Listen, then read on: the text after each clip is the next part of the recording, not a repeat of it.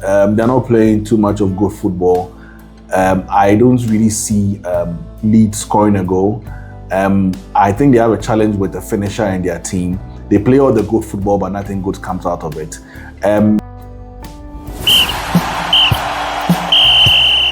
Game predictions for week 5. Liverpool versus Everton. Okay, so that's the Merseyside Derby. Everton has always been a thorn in Liverpool's flesh, and I see a tough game for Liverpool.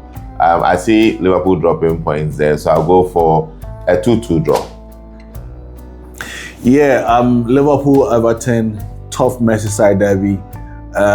I believe that Everton has a very good team now, and Liverpool also has a very good team. But of course, these games you can never really predict well. But for me this time around, I believe that Liverpool is going to edge this one with a 2-1 win. Burnley versus Nottingham Forest. Okay, Nuno Espirito Santo is doing amazing well. Burnley can pick a goal from where you don't expect. So this is actually going to be not much of a goal scoring tie. So I'll go for a 1-1. Yeah, I mean, I agree. I think Burnley, Nottingham Forest is going to be quite a flat game. I'm expecting a draw. I'll take a 1-1. Brighton versus Tottenham Hotspur. Yeah, that's an interesting game. I mean, Brighton can hurt you, but like I said, their goal scoring and their attack is not really gelling the way I expect it to go. And Tottenham seems to have been able to put something together with Richarlison and Kudus. And now Simmons coming in there. I think there will be too much for Brighton, so I'll go for a 2-1 win.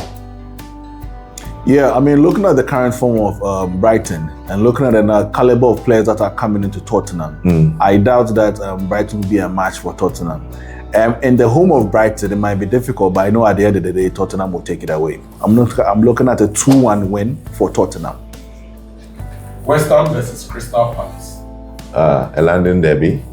I'm worried for West Ham because they leak goals very easily. Crystal Palace, I mean, Glasner has been able to create something quite well there that they are very difficult to beat. And Mateta seems to be banging in the goals. He's in a good form for a striker.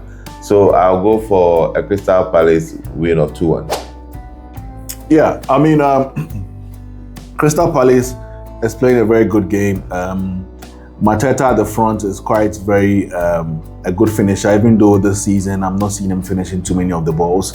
And West Ham is having a very bad season. Whatever is happening is quite interesting and weird. If they're not too careful, they might find themselves down there on the table. However, in this particular game, I am looking at a draw. I mean, I think that at this point, West Ham will try to prove a certain point, which the game might be quite difficult. I'm looking at a 2-2 in this game. Wolves versus Leeds United. Well, I mean, Wolves are struggling. Leeds seems to gradually be getting on their feet. Their first few games have actually been quite impressive, although they are not able to really score and dominate. But I mean, Wolves are woeful now, and I see a 2-1 for Leeds. Yeah, both teams are actually struggling. They're not playing too much of good football. I don't really see Leeds scoring a goal. I think they have a challenge with the finisher in their team. They play all the good football, but nothing good comes out of it. This particular game, I believe that in the home of Wolves might take it away. I'm looking like a 2-1 game for Wolves. Bournemouth versus Newcastle. Bournemouth-Newcastle, very interesting game. Going to be very tight. By that time, I know that Newcastle has signed a new striker from Stuttgart, and it's going to be very interesting. Bournemouth has a very disciplined front run, and I believe that the rest of the guys playing for Bournemouth knows how important this game it is to them, because it's boosting their confidence actually day in, day out, winning games.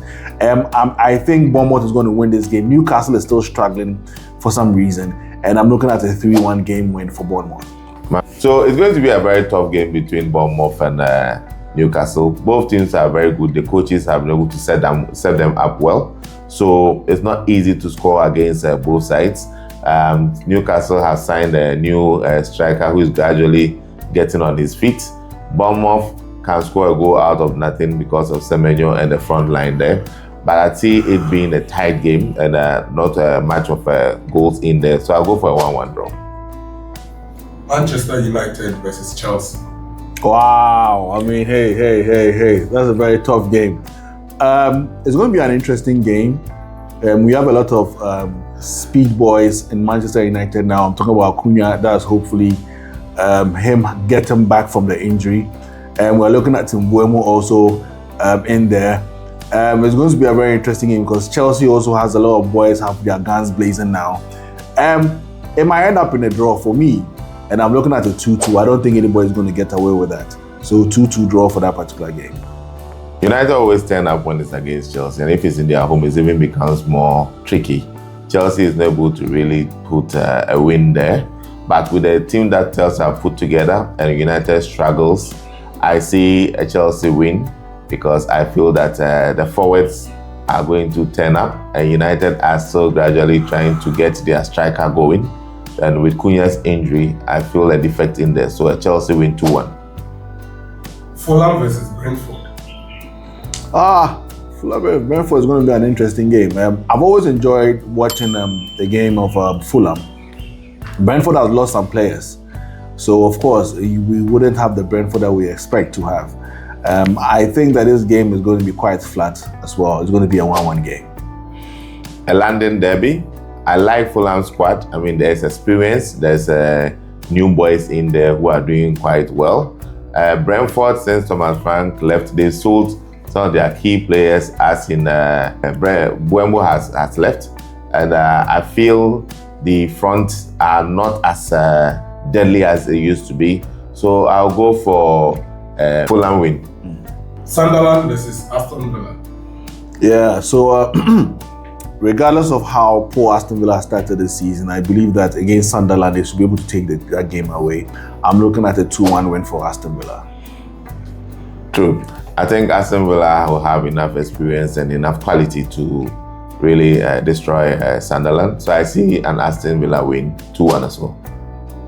Arsenal versus Manchester City. Yeah, the Gunners. The Gunners are always a thorn in the flesh of Manchester City. Looking at the quality of players they've brought in this time around, I believe that is going to be a very tough game. Of course, Manchester City also has brought in some very good players, very confident players. This game might never be a game that you want to miss, but I believe that at the end of the day, I want to give this one to Arteta. I'm looking at a 2-1 win for Arsenal.